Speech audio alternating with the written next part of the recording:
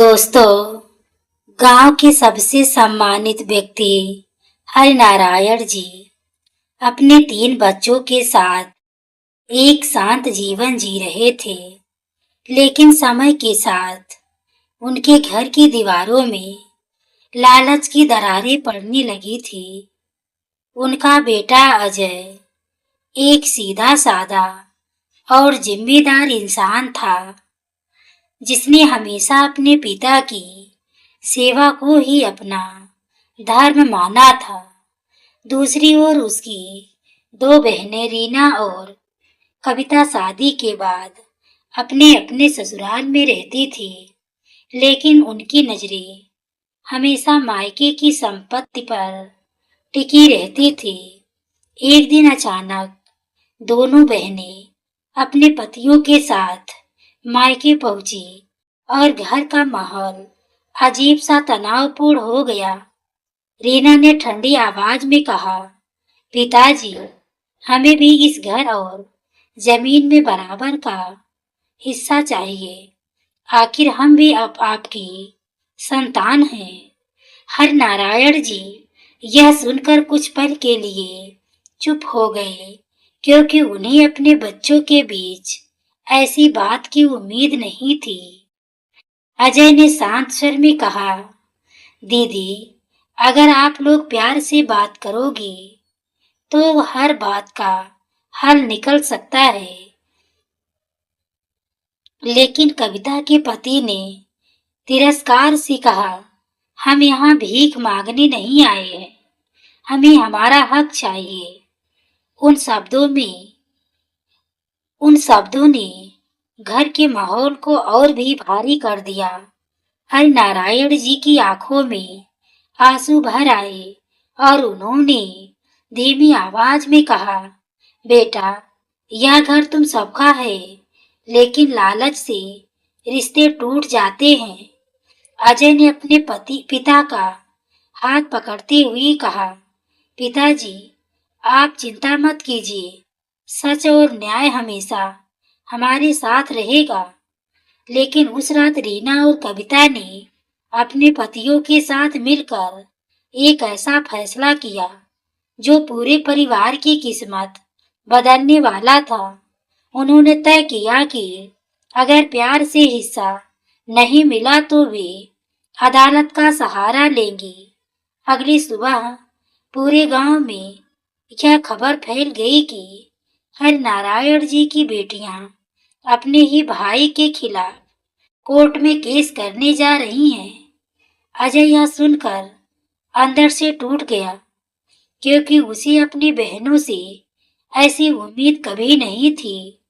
उसने अपनी माँ की तस्वीर के सामने खड़े होकर कहा, माँ, अगर आप होती तो शायद यह दिन कभी नहीं आता। लेकिन अब हालात ऐसे बन चुके थे कि परिवार का झगड़ा अदालत तक पहुंच चुका था। रीना ने जाते समय तिरस्कार भरी मुस्कान के साथ कहा, अब फैसला अदालत करेगी। अजय ने शांत लेकिन दृढ़ आवाज में जवाब दिया, फैसला चाहे अदालत करे या भगवान करे, सच हमेशा जीतता है।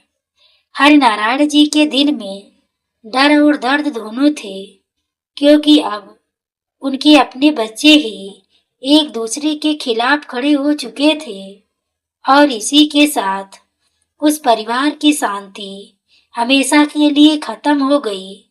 लेकिन किसी को यह अंदाजा नहीं था कि यह मामला आगे चलकर एक ऐसा रहस्य उजागर करेगा जो सबकी सोच बदल देगा। कुछ ही दिनों बाद वह दिन आ गया जब अजय और उसकी बहनों का पारिवारिक विवाद अदालत की चौखट तक पहुंच चुका था और पूरे गांव की नजरें इस मामले पर टिक गई थी। जिला अदालत के विशाल हॉल में लोगों की भीड़ लगी थी। हर कोई यह देखना चाहता था कि आखिर इस परिवार के विवाद का फैसला किस दिशा में जाएगा। अजय अपने पिता हरिनारायण जी के साथ शांत चेहरा लिए अदालत में खड़ा था, लेकिन उसके दिल में दर्द और अपमान का बोझ साफ महसूस हो रहा था। दूसरी ओर रीना और कविता अपने पतियों के साथ आत्मविश्वास से भरी हुई थी, जैसे उन्हें पहले से ही जीत का भरोसा हो। कुछ ही क्षणों बाद अदालत में जज विक्रम सिंह प्रवेश करते हैं और पूरे हॉल में एकदम सन्नाटा छा जाता है। जज विक्रम सिंह की तेज नजरें एक एक व्यक्ति को ध्यान से देख रही थी, मानो वे सबके मन की सच्चाई पढ़ लेना चाहते हो। रीना के वकील ने खड़े होकर जोरदार आवाज में कहा, माननीय न्यायालय, मेरे मुवक्किलों के साथ बहुत बड़ा अन्याय हुआ है। उसने आगे कहा कि अजय ने अपने पिता की भला फुसलाकर पूरी संपत्ति अपने नाम कर ली है और बहनों का उनका हक नहीं दिया। यह सुनते ही अदालत में हलचल मच गई और सभी लोग अजय की तरफ देखने लगे। अजय ने शांत स्वर में कहा, माननीय न्यायाधीश, मैंने कभी किसी का हक नहीं छीना।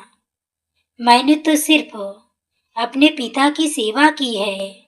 लेकिन कविता के पति ने तुरंत बीच में बोलते हुए कहा, सेवा के नाम पर पूरी संपत्ति हड़प लेना कौन सा न्याय है? हरिनारायण जी कांपती आवाज में बोले, जज साहब, मेरे बेटे ने हमेशा मेरा साथ दिया है। उसने कभी लालच नहीं किया। लेकिन रीना के वकील ने कुछ कागज अदालत में पेश करते हुए कहा कि ये दस्तावेज साबित करते हैं कि अजय ने धोखे से जमीन अपने नाम करवाई है। जज विक्रम सिंह ने उन कागजों को बहुत ध्यान से देखा और कुछ देर तक गहरी सोच में डूब गए। अजय के वकील ने भी खड़े होकर कहा, माननीय न्यायालय, ये कागज अधूरे और संदिग्ध हैं। इनकी पूरी जांच जरूरी है। अदालत का माहौल अब और भी गंभीर हो गया था, क्योंकि हर कोई समझ रहा था कि मामला जितना दिख रहा है उससे कहीं ज्यादा उलझा हुआ है। जज विक्रम सिंह ने गहरी आवाज में कहा, अदालत बिना ठोस सबूत के किसी निष्कर्ष पर नहीं पहुंच सकती। उन्होंने आगे कहा कि इस मामले की सच्चाई जानने के लिए और जांच की जरूरत है। फिर उन्होंने अगली सुनवाई की तारीख 15 दिन बाद तय कर दी। अजय ने राहत की सांस ली, लेकिन उसके दिल में अभी भी बेचैनी थी। उधर रीना और कविता के चेहरे पर अजीब सी मुस्कान थी, जैसे उन्हें किसी गुप्त योजना पर भरोसा हो। अदालत से बाहर निकलते समय कविता ने धीरे से कहा, अब देखना, अजय, अदालत भी हमारे पक्ष में फैसला देगी। अजय ने शांत लेकिन दृढ़ आवाज में जवाब दिया, सच को ज्यादा देर तक छुपाया नहीं जा सकता। जज विक्रम सिंह अपनी कुर्सी से उठते समय एक बार फिर अब सभी को गौर से देखते हैं और उनके मन में एक संदेह जन्म ले चुका होता है। उन्हें महसूस हो रहा था कि इस मामले के पीछे कोई ऐसा रहस्य छुपा है जो अभी तक सामने नहीं आया है। और उसी क्षण उन्होंने मन ही मन तय कर लिया कि वे इस मामले की सच्चाई हर हाल में उजागर करके रहेंगे। अगली सुबह में अभी कई दिन बाकी थे, लेकिन जज विक्रम सिंह के मन में इस मामले को लेकर अजीब सा संदेह लगातार गहराता जा रहा था। अदालत में पेश किए गए कागज उन्हें पूरी तरह सही नहीं लग रहे थे, मानो उन दस्तावेजों के पीछे कोई छुपा हुआ खेल चल रहा हो। उस रात वे अपने कार्यालय में देर तक बैठे फाइलों को पलटते रहे और हर पन्ने को ध्यान से पढ़ते हुए कुछ ना कुछ जोड़ने की कोशिश करते रहे। जितना वे सोचते उतना ही उन्हें लगता कि इस कहानी का असली सच अभी सामने नहीं आया है। उन्होंने धीरे से खुद से कहा, अगर इन कागजों में सच्चाई होती तो इतने विरोधाभास क्यों होते। अगली सुबह उन्होंने अपने विश्वसनीय अधिकारी राजेश तिवारी को अपने कक्ष में बुलाया। राजेश तिवारी एक ईमानदार और तेज दिमाग वाले जांच अधिकारी माने जाते थे, जिनकी पहचान ही सच को बाहर लाने की थी। जज विक्रम सिंह ने गंभीर आवाज में कहा, राजेश, इस मामले में मुझे कुछ गड़बड़ लग रही है। मुझे असली सच्चाई जाननी है। राजेश ने तुरंत सिर झुकाकर कहा, आप निश्चिंत रहे सर, मैं हर सच सामने लाकर ही दम लूंगा। जज ने उन्हें निर्देश दिया कि बिना किसी को बताए चुपचाप इस परिवार की पूरी स्थिति की जांच की जाए। राजेश तिवारी उसी दिन अजय के गांव की ओर निकल पड़े और वहां पहुंचते ही लोगों से धीरे धीरे बातचीत शुरू कर दी। गांव के कई बुजुर्गों ने बताया कि अजय ने हमेशा अपने पिता की सेवा की है और कभी भी संपत्ति को लेकर लालच नहीं दिखाया। एक बुजुर्ग किसान ने कहा, बेटा अजय, तू अपने पिता के लिए भगवान जैसा है।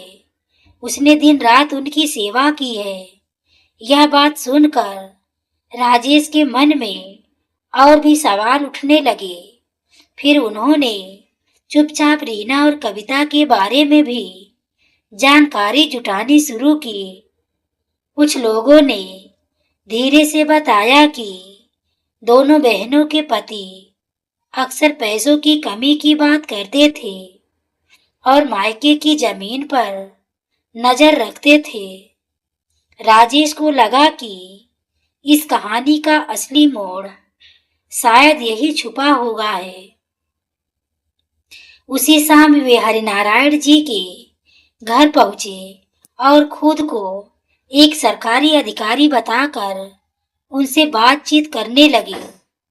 हरिनारायण जी भारी आवाज में कहा, साहब, मेरे बच्चों के बीच यह झगड़ा देखकर मेरा दिल टूट गया है। अजय चुपचाप एक कोने में खड़ा था, लेकिन उसकी आंखों में दर्द साफ झलक रहा था।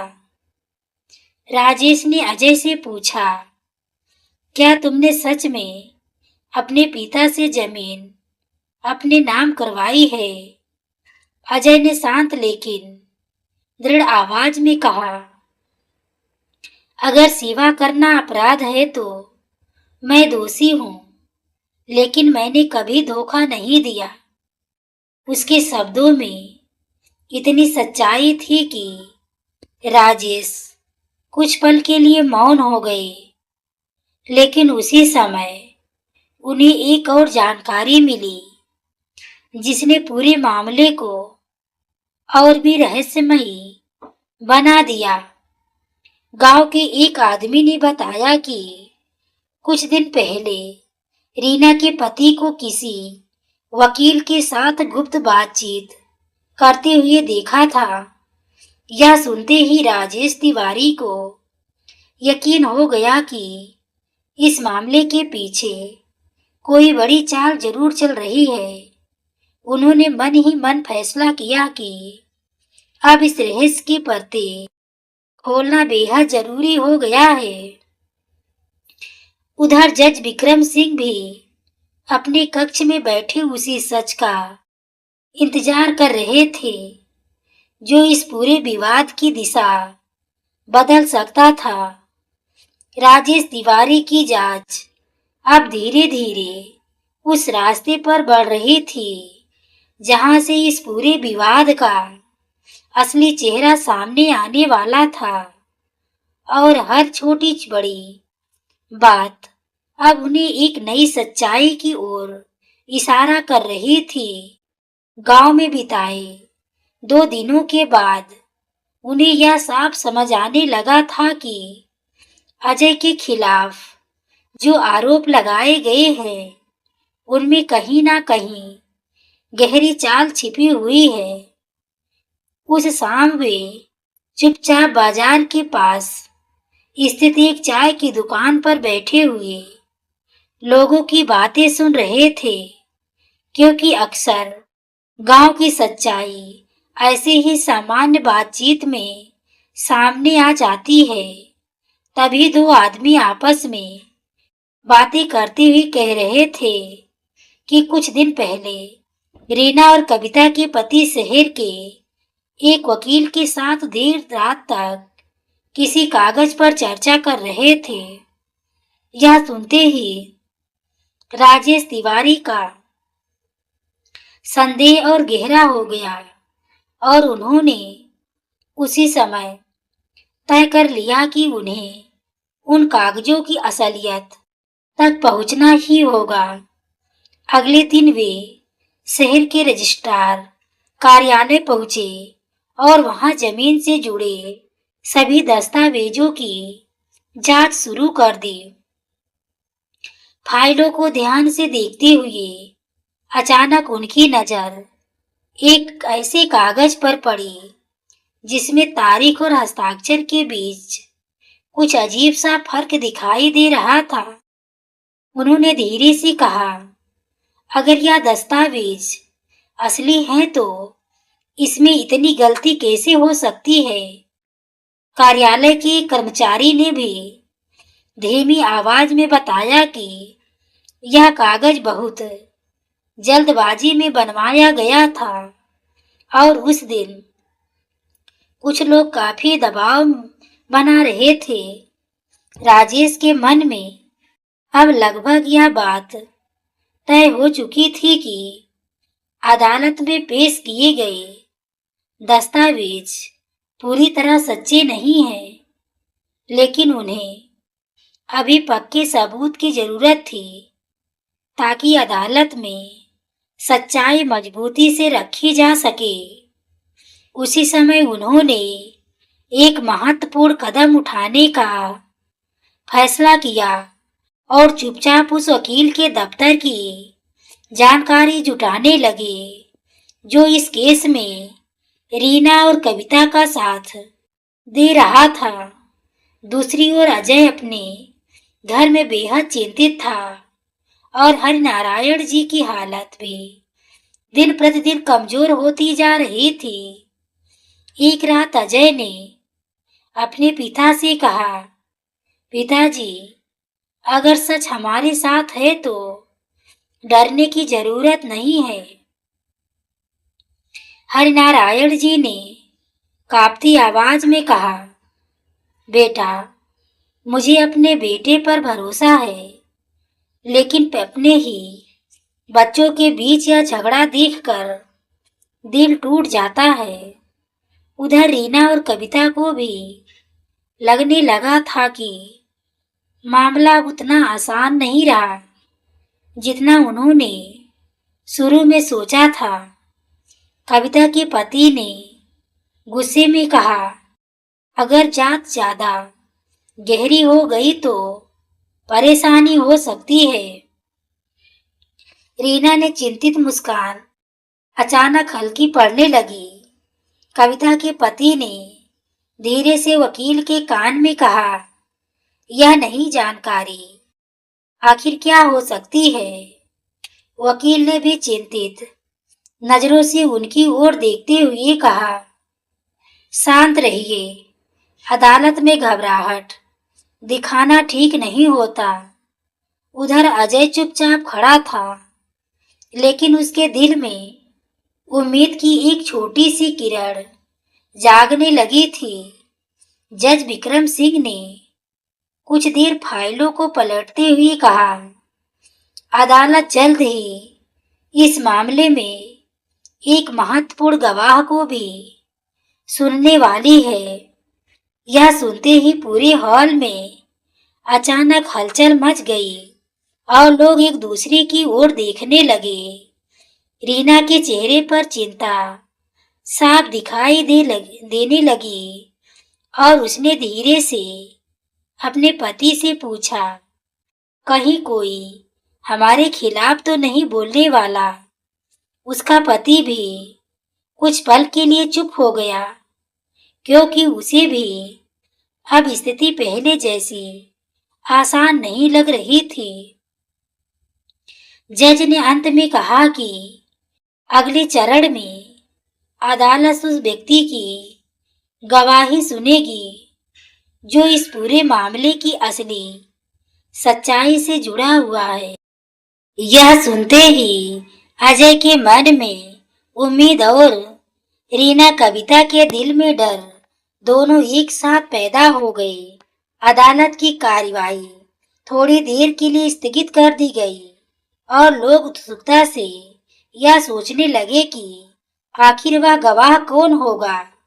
लेकिन किसी को यह अंदाजा नहीं था कि आने वाला गवाह ऐसा सच बताएगा जिससे पूरे मामले की दिशा ही बदल जाएगी। और वही पल इस कहानी का सबसे बड़ा मोड़ बनने वाला था, जहां झूठ और लालच की दीवार धीरे धीरे ढलने वाली थी।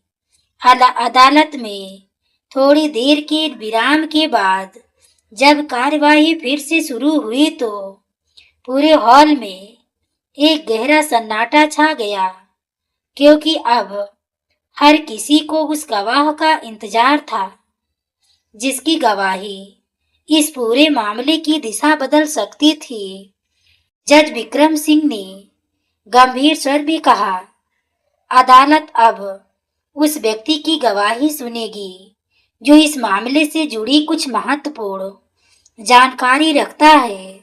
इतना कहते ही दरवाजे से एक मध्यम आयु का व्यक्ति अंदर आया, जिसका नाम महेश चौधरी था और वह शहर के रजिस्ट्रार कार्यालय में काम करता था।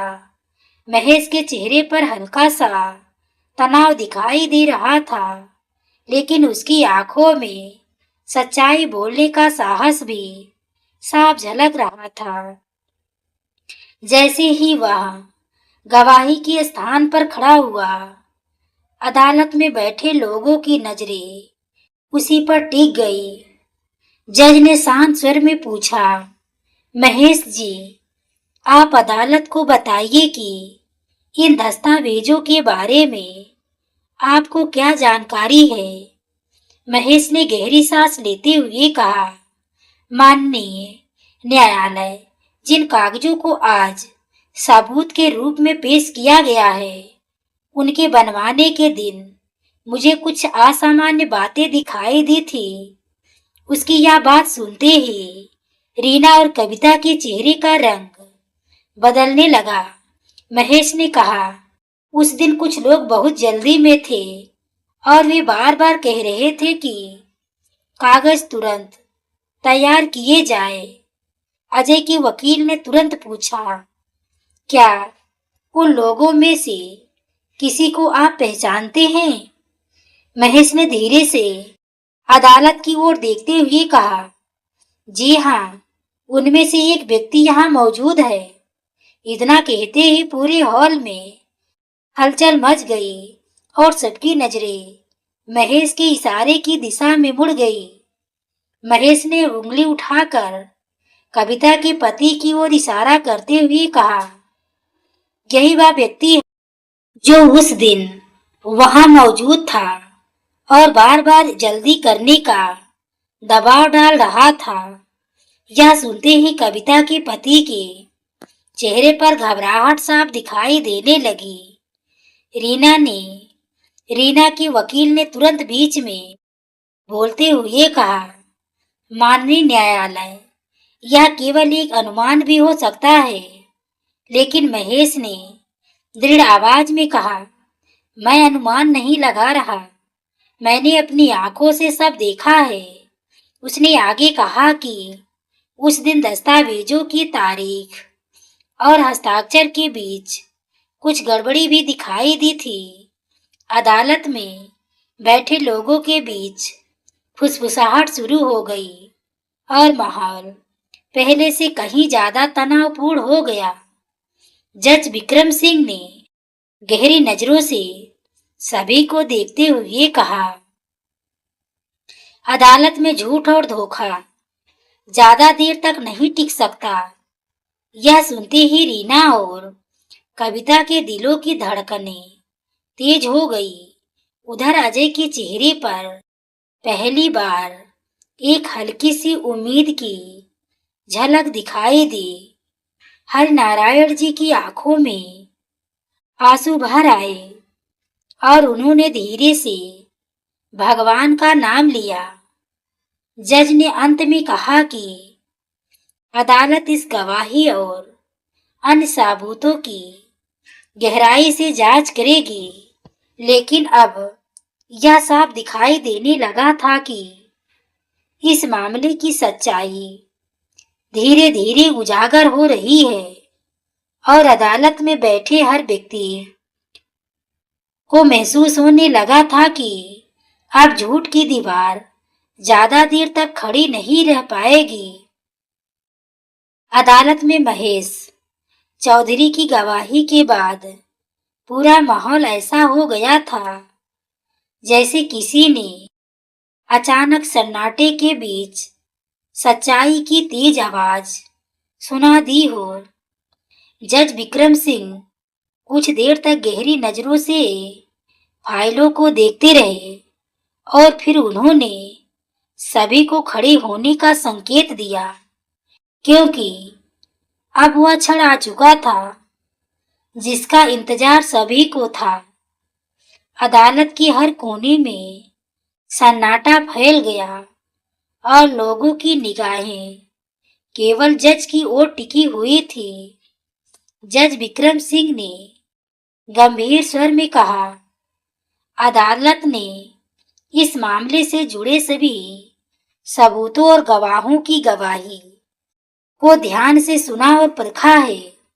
उन्होंने आगे कहा कि अदालत के सामने पेश किए गए दस्तावेजों में कई गंभीर त्रुटियां और संदिग्ध परिस्थितियां पाई गई है। यह सुनते ही रीना और कविता के चेहरे की घबराहट और बढ़ गई। जज ने आगे कहा, जांच और गवाह की गवाही से यह स्पष्ट हो चुका है कि अदालत में प्रस्तुत किए गए कुछ कागजों के साथ छेड़छाड़ की गई थी।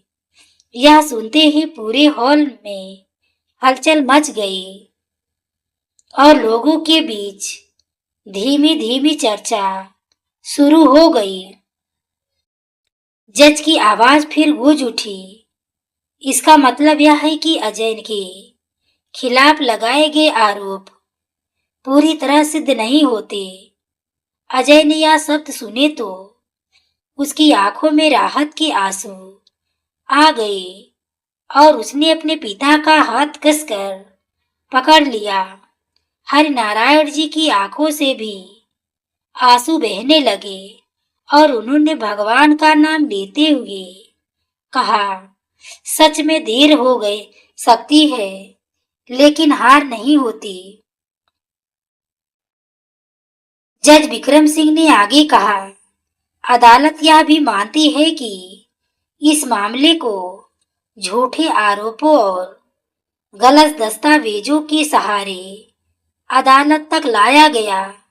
उन्होंने कठोर स्वर में आदेश दिया कि ऐसे झूठे सबूत पेश करने के लिए जिम्मेदार लोगों पर भारी जुर्माना लगाया जाएगा।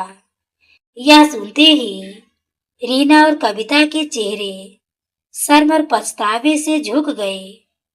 कविता के पति के चेहरे पर डर साफ दिखाई दे रहा था, क्योंकि अब उनकी चाल पूरी तरह बेनकाब हो चुकी थी।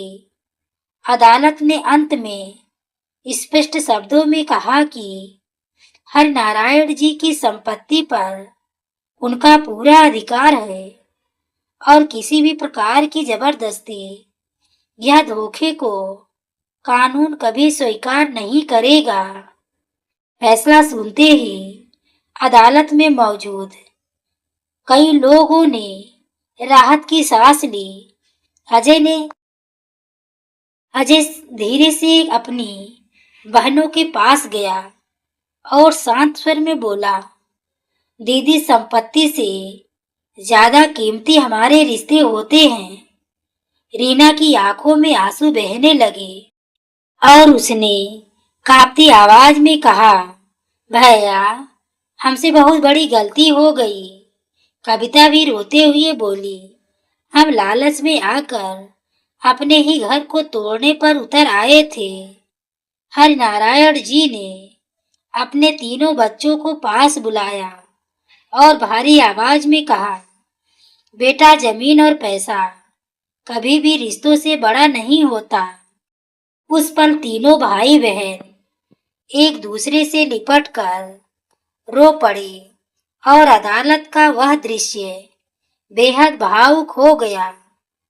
जज विक्रम सिंह ने यह दृश्य देखा तो उनके चेहरे पर हल्की मुस्कान आ गई, क्योंकि आज केवल एक केस का फैसला नहीं हुआ था, बल्कि एक परिवार फिर से जुड़ गया था। और इसी के साथ यह कहानी एक ऐसी सीख देकर खत्म हुई कि लालच इंसान को अपने ही रिश्तों से दूर कर देता है, लेकिन सच और पश्चाताप हमेशा रिश्तों को फिर से जोड़ने की ताकत रखते हैं। तो दोस्तों, आप यह बताएं कि आपको यह कहानी कैसी लगी। कहानी अच्छी लगी हो तो वीडियो को लाइक, शेयर, सब्सक्राइब और हाइप करना ना भूलें। पूरी कहानी को सुनने के लिए आपको तहे दिल से धन्यवाद।